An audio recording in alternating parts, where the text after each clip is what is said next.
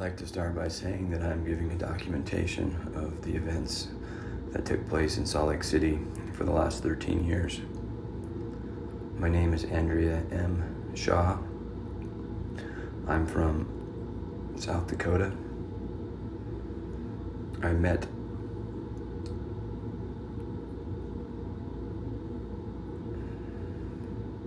my abuser in Rapid, South Dakota, 15 years ago. I was waiting tables and he was working on a job in the area. We dated briefly in Rapid and he asked me to come visit him in Salt Lake City. I visited him in Salt Lake City and quickly found out he was not the man that I thought he was. As I returned home and found out I was pregnant. For the next few months, I stayed at my parents' house and debated whether I should go back to Salt Lake City. He pleaded with me over the phone that if I came back to Salt Lake City, I would be the primary custodian of the son that we now have, as well as he would support and take care of me.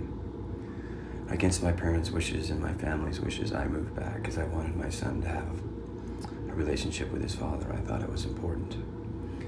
As I moved back, I moved into his apartment over in Murray. Immediately, the relationship became abusive. He is a narcissist, abuser, and a controller. I felt trapped. I had nobody in this valley that I knew. Within a matter of months, I knew I had to leave.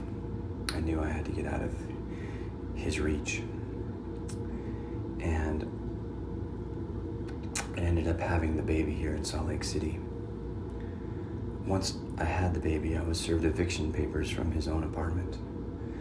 As I was leaving the apartment, I was arrested for drunk driving, which was the same alcohol that he gave me. Come to find out, he had called the police before. This escalated into a domestic violence charge against him. So as we started to go through our custody battles, he had a domestic charge. I had a domestic violence charge against him, and there was a DUI pending on me. During the process of the case, it went on. He was funded by his family and his support group in Salt Lake City, where I was by myself. Over a period of several months, I was beat down and whittled into signing a parental agreement and a settlement agreement where we agreed to our incomes being equal, which was not the case. We also agreed that he would be the primary because I had tried to take the son, at that time a 1-year-old, back to Nebraska. This is my story. Since then, he has harassed me. I left Salt Lake City for a period of time to earn some money so that I could move back to Salt Lake City and support myself. As I moved back to Salt Lake City to support myself, I got my own apartment and was immediately accosted with his advancements, driving through my parking lot on an hourly basis, monitoring my actions, monitoring my moves, monitoring to who I was with, what I was doing, sending me all kinds of horrible messages. If I wasn't with him, he had 3 bullets on his mantle for us. At that time, I didn't know what to do. I met a man, and I'm still dating that man. I've been with that man now for 12 years. His name is Mike. And he can testify to all of the things that took place that I will speak of today. In the beginning of the relationship, Mike was confronted by Chaz several times, was confronted in a way where Chaz wanted to fight him, wanted to go, let's go. Mike's not that type of guy, and it never took place. Mike has been with me for 12 years and raised our son, Landon, for those 12 years. I signed a parental agreement where it's 1 week on and 1 week off. Throughout that process, Chaz has dated other women. He started dating a girl by the name of Stacy. And at that point, there was an incident where I had gone to his house and I had yet to start dating Mike seriously, but I was drunk again by Chaz's doing and ended up sleeping with him. Again, I regret it to this day. He denied it happened. I guess he had a girlfriend at the time. Years later, his girlfriend and my boyfriend were arguing about how they were treating me, and my boyfriend said, well, Chaz had slept with me, and he had known about it, but Chaz hadn't told his girlfriend. Anyway, I tell you this story because his girlfriend did not believe that had gone down, to the point where she got a lie detector test and asked Chaz the questions. He passed the lie detector test. Unbeknownst to me and unbeknownst to Chaz, my boyfriend had recorded a conversation where Chaz admitted to doing this, and admitted it to the point where he wanted our help in lying for him and telling his girlfriend that we had made it up and that it wasn't real. This is one of the first instances where my boyfriend at the time, Mike, had realized that this man is evil. As things began to progress, Chaz ended up getting pregnant another woman by the name of Monica. And over a period of time, Monica and we never talked. She hated me, and for some reason, she never wanted to talk to me. She raised my son, and they were together, I believe, 4 or 5 years. She's a legal assistant, and she ended up filing for divorce about 3 years ago. Upon filing for divorce, I was at a baseball game with my son and his father, and immediately he had told me he was getting divorced and he wanted to have sex with me. I threw away his advancements. I was obviously in a committed relationship. I had no interest in being with this beast, and it turned out to where the advancements never stopped. At one point, I was drinking again, and there was an instance where Chaz had found out that I was drinking and driving, and that he was going to take my son away from me. I did not know the law that well, and I was uncertain of his ability to do that, and so he had said that if I sleep with him, that he would forget the incident. Looking back, this was the absolute beginning of my nightmare with this man. He slept with me. It was horrible.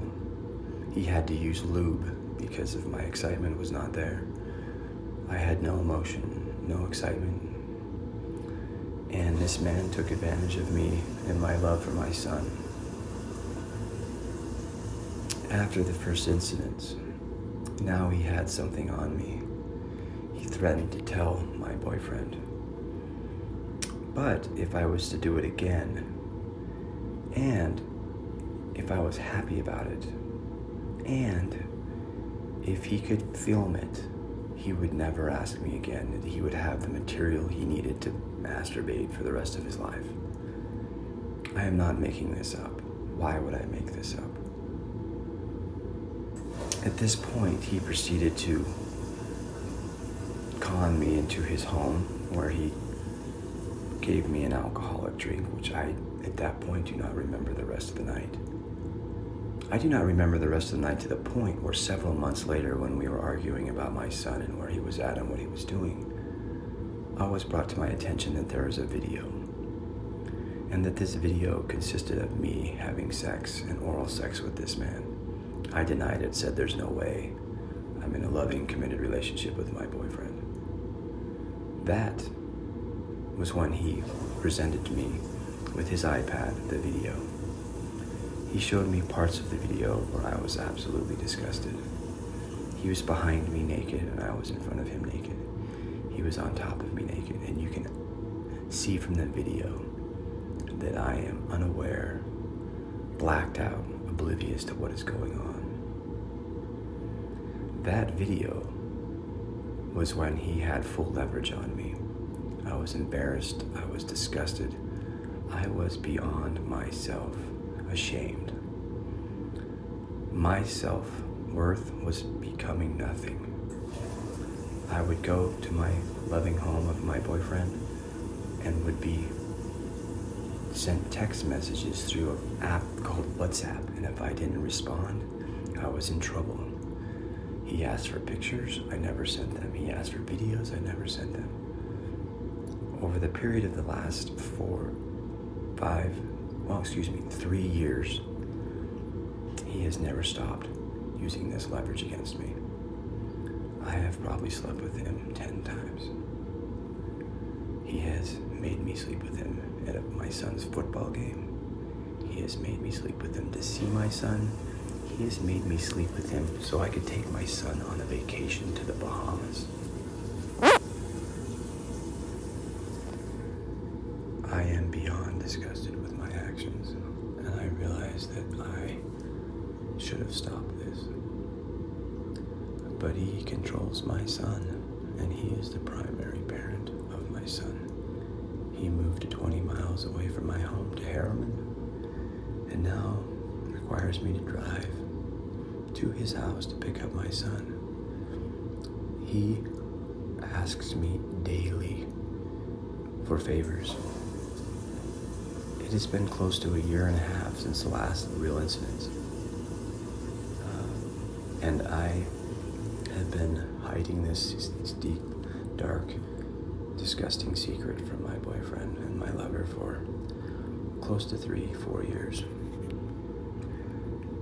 About 5 days ago, I was sent an email where he was upset that I was not paying for some of the co-parenting things which are not required by me to pay. I had also filed my taxes and for the first time in 14 years claimed my son on my taxes.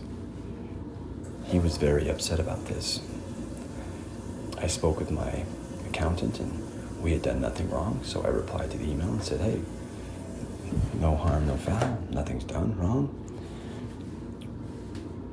He then threatened me by reminding me he had this video. Now keep in mind, this man has now been married, divorced, and has been dating several women. He's always dating women when he hits me up. It's just when they're out of town or when my boyfriend goes out of town. It has never stopped. He is constantly threatening me with this video, constantly telling me that I am worthless, that it's my fault, that I owe him because I left him. I did not know what to do. I got to my breaking point 5 days ago and I responded to his email and saying that he had taken advantage of me, that he had taken advantage of a drunk girl that doesn't remember anything. And I am tired of him blackmailing me. As you can see from the email thread, he had reminded me of the video and then stopped emailing me. I've had no communication with him since. It wasn't until my psychologist that opened the door for me to be real and honest with myself and my boyfriend. I'm ashamed at what's taken place. I'm disgusted at his behavior. And I'm more worried about my son living with him and becoming like him. This is my biggest fear, is that this man is a narcissist. This man pushed me down the stairs when I was pregnant. This man wants to see me in the gutter. This man has never paid me a dime of child support. This man, or beast is what I call him, has required me to do things that I will not speak about. I don't know who to turn to. I don't know how this is going to unravel. But I have my testimony. I have the truth behind me. And this son of a fucking bitch needs to pay.